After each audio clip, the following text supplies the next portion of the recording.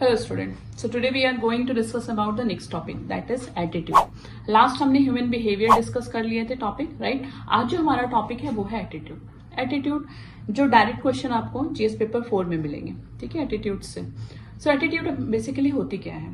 Attitude that is settle way of thinking which influence our way of thinking, which influence of behavior, and it's a feeling about someone or something, right? It's feeling about someone or something which influences our behavior.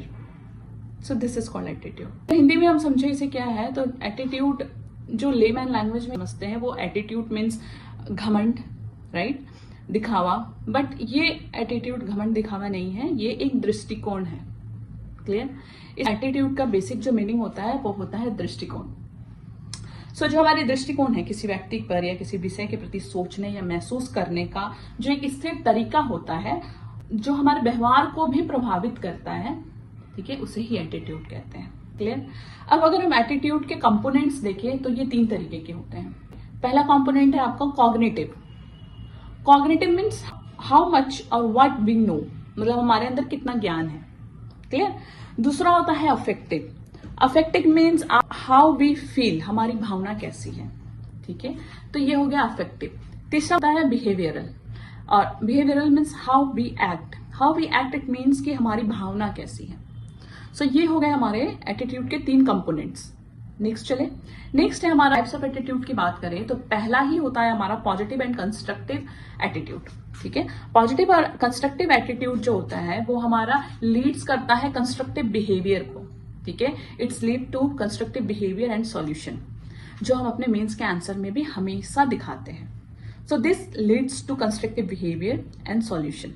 ठीक है, next हो जाता है negative attitude. This leads to resistance and pessimism.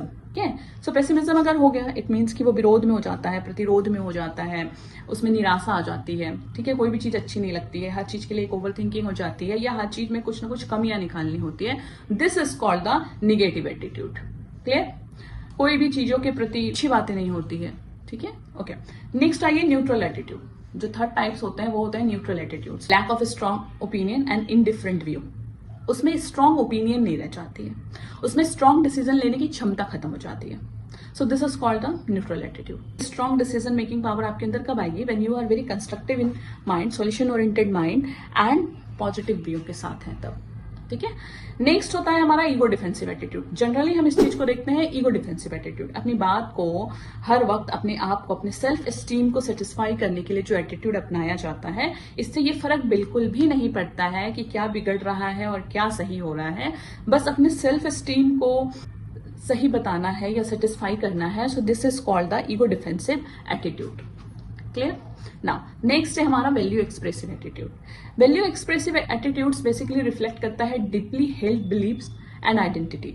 मैंने आपको बताया था values हमारे कैसे बनते हैं. देखिए कैसे upbringing, family, society, law, constitution सब मैटर करता है हमारे बिलीफ को बनाने में. ठीक है, अब हमारी बिलीफ कैसी हो गई है ये अब डिपेंड करता है कि हम किस तरीके से चीजों को ले रहे हैं. अकॉर्डिंग टू द बिलीफ, क्योंकि बिलीफ वाली जो एटीट्यूड होती है वैल्यू एक्सप्रेसिव जो एटीट्यूड होती है वो रिफ्लेक्ट करती है deeply held believe and identity को.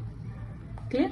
नाउ नेक्स्ट हमारा एटीट्यूड है वो है हमारा रिलेवेंस ऑफ एटीट्यूड. देखेंगे नेक्स्ट टॉपिक. ठीक है, यहां तक हम समझ गए वैल्यू एक्सप्रेसिव एटीट्यूड कैसा हो सकता है, जिसमें हम मूल्य अभिव्यक्ति दृष्टिकोण जो होता है इसमें हम किसी के आदर्शों को दर्शाता है. ठीक है, हम जिसके वैल्यू को फॉलो कर रहे हैं हम उसी तरीके के एक्शन लेंगे और वही हमारा हो जाता है value based attitude.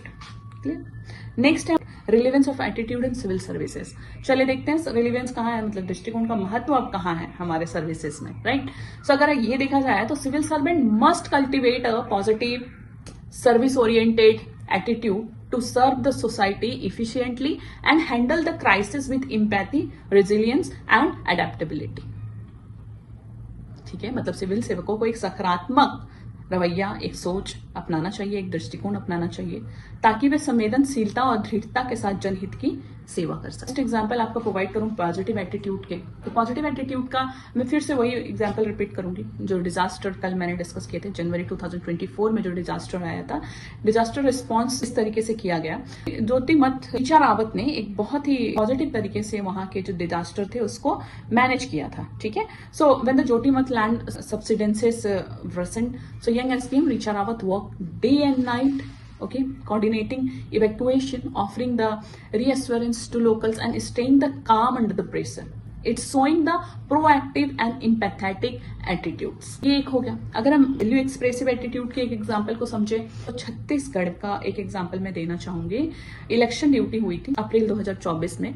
Election duty में Lok Sabha election, right, many officer walk for an hour in accessible tribal area of Chhattisgarh to ensure the voting express their deep democratic values and duty first attitude. तो ये हो गया value expressive attitude. ठीक है ना, कि मतदान सुनिश्चित करने के लिए घंटों पैदल चलकर अपने लोकतांत्रिक मूल्यों और कर्तव्य प्रणयता को काफी अच्छे से उन लोगों ने दर्शाया। ठीक है, तो ये एक हो गया वैल्यू एक्सप्रेसिव।